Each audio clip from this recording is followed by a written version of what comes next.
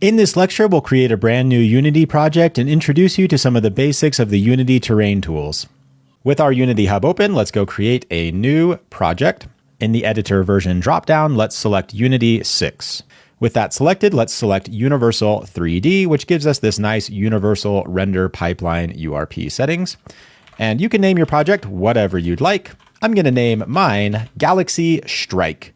With my location properly selected on my hard drive, I'm going to go ahead and unselect Connect to Unity Cloud. And with all of that set up, we're ready to hit Create Project. And away we go.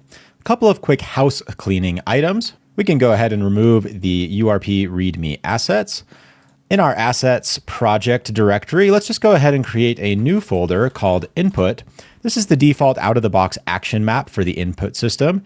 In this section, we are going to create our own action map from scratch. So for now, just to keep things organized, let's just throw that here in the input folder. Now, some people like to keep their hierarchy here in the top left. I actually like to slide it back down to my bottom left. I feel like it tends to give me a little bit more room, especially when instructing to keep the scene view and the game view side by side at times. For now, we'll just keep that lumped together, but I'm going to keep my hierarchy here in the bottom left. Let's toggle back over to our scene view. And for now, I'm not going to need this AI navigation pop-up, so I'm just going to dock it somewhere here on the top right. If we ever need it once again, we can bring that back down if we'd like. So let's jump right in and learn the basics of creating terrain in Unity. Like many other game objects, you can simply right-click in your hierarchy, 3D game object, and click Create Terrain. This is going to give us this nice, huge game object here in our scene view. With that selected, I'm just going to go ahead and hit F. That'll focus on it directly. And this is a pretty big, substantially big game object. So you can fly around, moving up and down with the mouse wheel keys. However, if you were to move around holding right click with the WAS and D keys, even if you hold shift to speed up your view, it's pretty slow. So another thing that I'm going to do is just speed up my scene view camera movement. Over here in the very top right near this little gizmos drop down, you can click this little down arrow by the camera, and I'm just going to speed up my camera movement all the way to the maximum of 2. So all the way up to 2. And then I am going to change my min. Instead of 0.001, I'm going to change that to something like 0.2 and then deselect camera acceleration. That'll give us just a little bit more control moving around what is essentially going to be our pretty big scene. With our terrain game object selected, going on over into the inspector in the right, you can immediately see we have a few different tools. And with the second one over, if you can find the Paint Terrain button, as well as the drop-down right below it set to raise or lower terrain, you can kind of just hold left click and start drawing essentially on this terrain, clicking mountains. If you want to go back down, you can hold shift, left click, and that will actually go all the way back down. If you'd like to decrease or increase your brush size, you can do that with this slider here. If you'd like to increase the strength of how quickly it goes up or down, that's the opacity slider. So if you ramp that all the way up to something like this and you left click, it goes up a lot faster and back down accordingly. You'll have a bunch of different brushes that you can use, something like a hard brush, something very similar to like a Photoshop tool. And you can play around with these different brushes. Some have some slightly different texturing. And I'd recommend that you use these different brush tools just for a moment, just to kind of get used to hiring up the terrain, lowering it back down, holding shift. Before we get too far ahead of ourselves, let's shrink this terrain out a bit. So with this terrain selected, I'm going to press F to focus once again. And over on my terrain component with my terrain game object selected, all the way over to the right in the terrain settings, scrolling down a tad under mesh resolution, I'm going to change the terrain width and length just to something a little bit more manageable. So instead of 1000 by 1000, let's just change it to something like 600 by 600. Perfect. With that selected, F, scrolling back in with my mouse wheel, it's a little bit quicker than right clicking in WAS and D, and we've already got something to work with. I actually kind of like the look of this. This would already make a pretty cool map. With Paint Terrain selected, let's change this from raise or lower terrain to set height. Now, if you try to left click here with the height set to 0, well, it's actually just going to lower everything back down to 0 on the y-axis, with our game object also being at the y-axis of 0. If you were to change the height to say something like 100, it's going to let you raise that terrain all the way up to the y-axis of 100 relative to world space. Now, if you were to change it to say something like negative 100, well, let's see what happens then.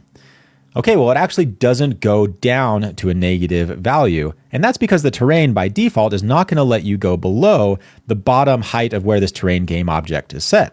However, you can kind of trick it a little bit.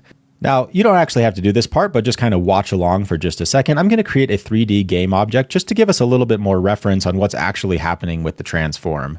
So I've got myself a 3D cube. I'm just going to go ahead and right-click my transform and reset it so it's exactly set to 0, 0, 0. Press the F key to focus, and you can see it's exactly lined up with the bottom left of my giant terrain game object as well. So if I click my terrain tool, press W to move it, yep, exactly lined up. However, I want to be able to lower my terrain. So instead of just being able to raise it up, I'd also like the option to create like a gully or a ditch going on the negative value if I'd like. And the way that we can do that is with the terrain game object selected, go back over to our paintbrush with set height selected. I can go into height, make it 100. I can click flatten tile, and that's going to move this entire tile up 100 units. And then using the transform component, I can actually move that back down to negative 100. That way the tile is still showing that it's at a positive 100 height, but it's still completely aligned up with our nice cube reference, showing that we're still at a position world space 0, 0, 0.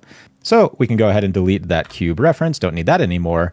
But here's the magic of what we just did. Now, when I actually have my raise and lower terrain selected, let's just lower our brush size and opacity a little bit. Now we can actually not only go up and create mountains on the y-axis in the positive direction, holding shift, we can also go down and create these nice little gullies and play with the terrain tool as needed. Now we've only just covered the absolute bare minimum basics, but you know what? It's enough to start this lecture's challenge. If you haven't been following along already, go ahead and take some time to create a 600 by 600 terrain, just as we just did, and start just playing around with the different paintbrush tools. Lower the terrain on the y-axis, then paint it back up to 0 by setting your flatten value to 100. Just take some time playing around with different brushes, lowering, raising the terrain, and getting used to playing around with the terrain tool. Now add some placeholder mountains, but don't dwell on too many specifics of level design just yet. Right now, we're just kind of tinkering around getting the basics, giving us something to prototype some basic mechanics and systems with. So now's your chance. Go ahead and pause the video for a few moments, and I'll see you back here shortly. All right, welcome back. I'm going to go ahead and do exactly what I just challenged you to do. I'm just going to create a very basic level, giving us something just to kind of prototype some systems with. I'm not going to be too specific with anything just yet. I just need kind of a nice playground to give my ship something to fly around with. I'm going to create a nice big mountain in the middle. One thing that I actually can kind of do as a little bit of a trick is using these WAS and D keys in the scene view. You can kind of just pretend you're like a spaceship flying around the scene view like this, giving us a nice little preview of what it might look like when we're actually flying around our ship in that rail shooter sort of mechanic. Now, like many video games, there's always kind of the illusion that things are bigger than they are. So one thing I'm going to do is just raise some mountains here on the edges. So I'm going to lower my brush size just a bit, increase my opacity just a tad, and across all of these edges, I'm just going to kind of raise it up just to give the illusion to the player that he can't really see quite across the mountainous terrain. I'm, again, not going to spend too much time here. Let's just raise up all of our edges. Yeah, I think that's looking pretty good. We'll just kind of create some little gullies. With some of these texturing brushes selected, I'm just going to increase my brush size, just kind of tap it a few times, give things a little bit of texturing before going too crazy. And you know what? I think about there is about all I need to start prototyping some basic mechanics, pretending I'm a cool little spaceship flying around this mountain. And yeah, you know what? I think we're looking pretty good for now. The only other housekeeping item I think I'd like to clean up before we move on. When you create this new terrain game object, it's going to create this terrain asset for us in the assets directory. We might actually create a couple different terrains throughout this course. So again, let's just keep things nice and clean from the beginning. I'm going to create a folder in my root assets directory called terrain, and I'm just going to drag this new terrain asset directly in this terrain folder. All right, well done on this lecture. When you're ready to move forward on the next one, I'll see you there.